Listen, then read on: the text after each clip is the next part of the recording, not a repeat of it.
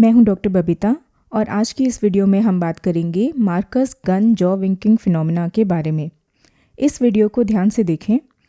जैसे ही ये बच्ची अपने मुंह को साइड टू साइड मूव करती है तो उस जॉ मूवमेंट के साथ उसकी लेफ़्ट आईलिड भी लिफ्ट होती है। जब बच्ची का मुंह रेस्टिंग पोजीशन पे होता है तब आप देख सकते हैं कि उसकी लेफ़्ट आईलिड में टूसिस दिखाई देता है। जब पेशेंट के जॉ की मूवमेंट के साथ आईलिड भी मूव करती है तो उस फिनोमेना को मार्कस गन जॉ विंकिंग या MGP कहा जाता है। ये फिनोमेना सबसे पहले डिस्क्राइब किया था एक स्कॉटिश ऑफ्थेल्मोलॉजिस्ट ने सन 1883 में। उन ऑफ्थेल्मोलॉजिस्ट का नाम था रॉबर्ट मार्कस गन और उनके नाम पे ही इस फिनोमेना का नाम रखा गया। जैसा कि हमने देखा कि मार्कस गन फिनोमेना में पेशेंट की आई में टोसिस होता है और जॉ की मूवमेंट के साथ टोसिस वाली आईलिड भी एलिवेट होती है, ऊपर की तरफ उठती है।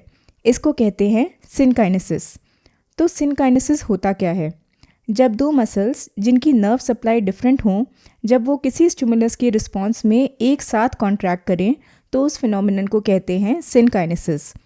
Marcus Gunn jaw winking phenomena में जो मसल जॉ को मूव करती है, जब वो मसल कॉन्ट्रैक्ट करती है तब उसके साथ वो मसल भी कॉन्ट्रैक्ट करती है जो हमारी आईलिड को एलिवेट करती है, जबकि इन दोनों मसल्स को डिफरेंट नर्व सप्लाई करती हैं। इस फिनोमेनन को कहते हैं सिनकाइनेसिस। MGP का एक और नाम है टेरिगॉइड लेवेटर सिनकाइनेसिस, क्योंकि जॉ को मूव करने का एक्शन टेरिगॉइड मसल का होता है, लैटरल टेरिगॉइड का, और आईलिड को एलिवेट करने का काम होता है लेवेटर पैल्पेब्ररी सुपीरियरिस मसल का। इस फिनोमेनन का एक तीसरा नाम भी है ट्राइजेमिनो ऑकुलोमोटर सिनकाइनेसिस, क्योंकि ट्राइजेमिनल नर्व टेरिगॉइड मसल को सप्लाई करती है और ऑकुलोमोटर नर्व लेवेटर मसल को सप्लाई करती है। एक और इंटरेस्टिंग बात यह है कि जॉ विंकिंग ये टर्म एक मिसनोमर है, मतलब कि इस फिनोमेनन को गलती से ये नाम दे दिया गया है क्योंकि विंकिंग का मतलब होता है आँख को बंद कर लेना, जबकि इस फिनोमेनन में आईलिड एलिवेट होने की वजह से आँख बंद होने की बजाय और ज़्यादा खुल जाती है। आगे बढ़ते हैं। अब हम बात करेंगे MGP के इडियोपैथोजेनेसिस के बारे में। ये क्यों होता है और इसके क्लिनिकल फीचर्स क्या होते हैं। ज़्यादातर केसेस बाय बर्थ होते हैं, हालांकि एक्वायर्ड केसेस भी रिपोर्टेड हैं। यूजुअली ये एक्वायर्ड केसेस सर्जिकल कॉम्प्लिकेशंस या ट्रॉमा, इन्फेक्शन, पॉन्टाइन ट्यूमर्स की वजह से देखे गए हैं। मोस्टली केसेस यूनिलैटरल होते हैं और पेशेंट की लेफ्ट साइड इन्वॉल्व होती है। लिटरेचर में बायलैटरल केसेस भी रिपोर्टेड हैं।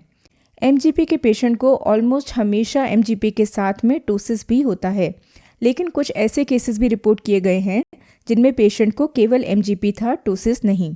कंजेनिटल टोसिस के केसेस में ऑलमोस्ट 2 से 13% पेशेंट्स में MGP भी होता है।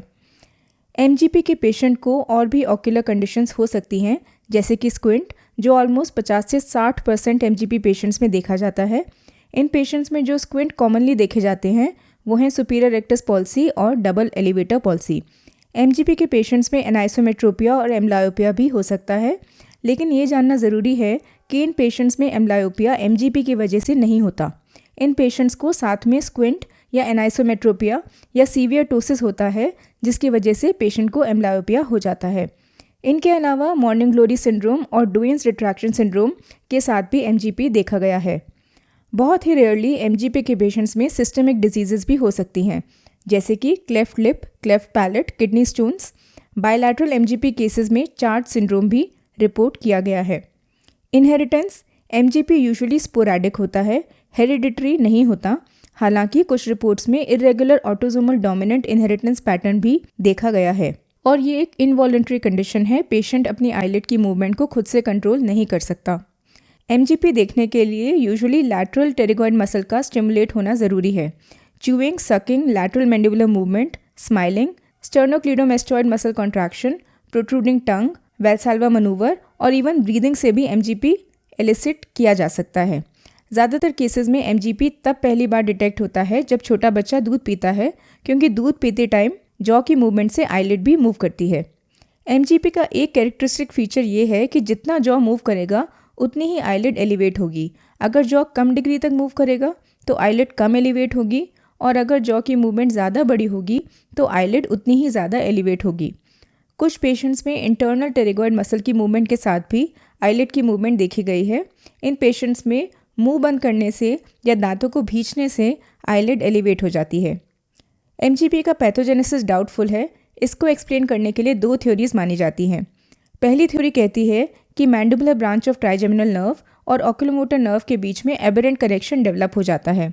टेरिगोइड मसल के कॉन्ट्रैक्ट होने से सिग्नल ब्रेन स्टेम में ट्राइजेमिनल नर्व न्यूक्लियस तक पहुंचते हैं और ऑक्यूलोमोटर नर्व न्यूक्लियस उसके पास ही होता है।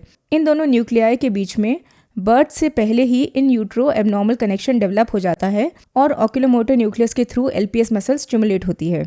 दूसरी थ्योरी एक रिलीज हाइपोथेसिस को सपोर्ट करती है।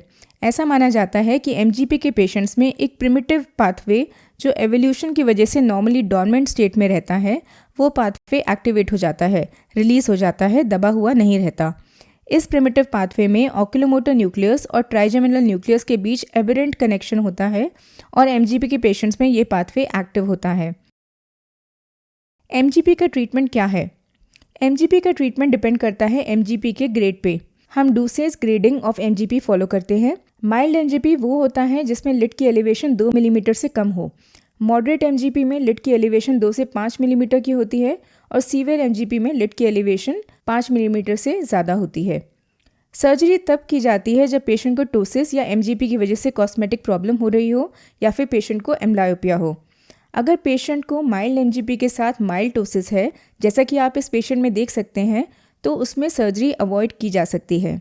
कुछ पेशेंट्स को ऐसी आदत पड़ जाती है जिसमें वो अपने जॉ की पोजीशन को कुछ ऐसे रखते हैं कि लिड एलिवेटेड पोजीशन में ही रहे और टोसिस कम दिखे। इसे हैबिचुअल टोसिस भी कहा जाता है।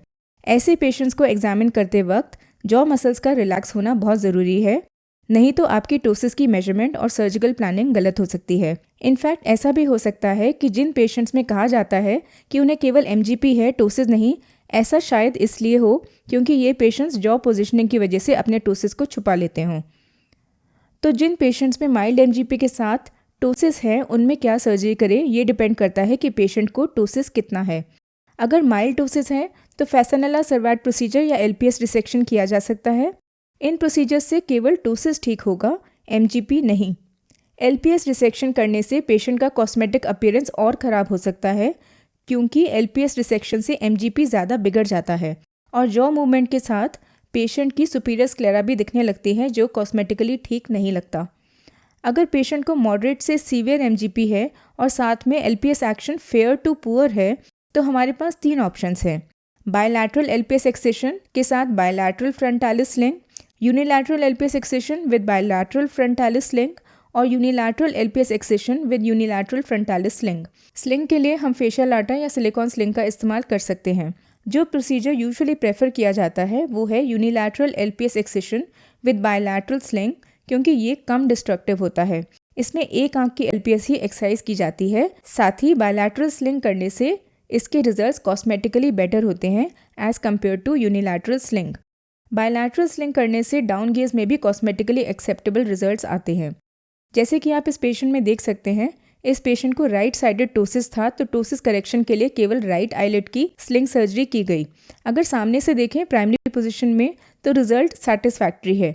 दोनों आईलिड्स की पोजीशन ऑलमोस्ट सेम है, सिमेट्रिकल है।